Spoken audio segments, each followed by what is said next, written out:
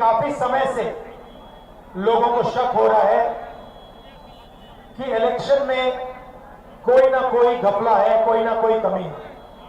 ये काफी सालों से लोगों को लग रहा है।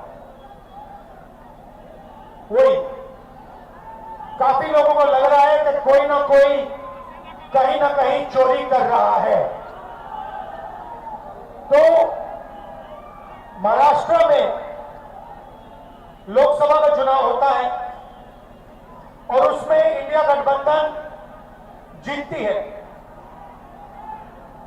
4 महीने बाद विधानसभा का चुनाव होता है और उसी महाराष्ट्र में बीजेपी का गठबंधन स्वीप करता है और हमारा गठबंधन दिखता ही नहीं है, गायब हो जाता है।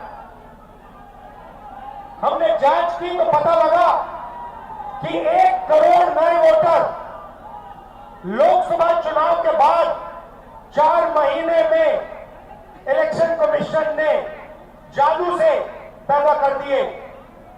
और जहां भी बीजेपी जीती है, जहां भी नए वोटर आए थे, वहां बीजेपी जीती है। हमारा वोट कम नहीं हुआ। इंडिया गठबंधन का जितना वोट लोकसभा में था उतना वोट विधानसभा में बीजेपी को सारे के सारे नए वोटर मिले। तो हमें शक हुआ। हमने इलेक्शन कमीशन से कहा कि ये आप हमें समझाइए, ये 1 करोड़ वोटर कहां से आए, कौन है? इलेक्शन कमीशन हमें कहता है हम नहीं समझाएंगे, हमें कोई जरूरत नहीं है तुम्हें समझाना। फिर हमने उनसे कहा कि देखिए, आपने सीसीटीवी लगा रखे हैं, कानून है कि सीसीटीवी, जो भी सीसीटीवी मांगेगा, जो भी पार्टी सीसीटीवी मांगेगी वो देना पड़ेगा। वो कहते हैं सीसीटीवी नहीं देंगे। फिर हमने कहा देखिए, वोटर लिस्ट दीजिए, हमें बताइए, हमें पता लगाना है ये कौन है। कहते हैं इलेक्ट्रॉनिक वोटर लिस्ट नहीं देंगे। फिर हमने कहा कि हम थोड़ी गहराई से पता लगाते हैं।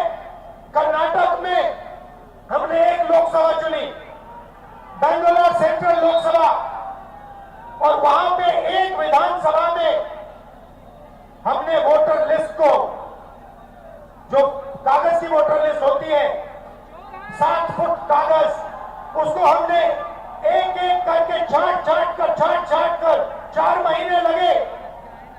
हमने एक वोटर का चेहरा दूसरे चेहरे से मिलाया, एक वोटर का एड्रेस दूसरे वोटर से, और हमने पता लगाया, सच्चाई निकाली। भाइयों बहनों, बेंगलोर सेंट्रल का जो चुनाव हुआ, बेंगलोर सेंट्रल में जो लोकसभा का चुनाव हुआ, वो चोरी का चुनाव था। इलेक्शन कमीशन और बीजेपी ने मिलकर बेंगलोर सेंट्रल में चोरी करी है।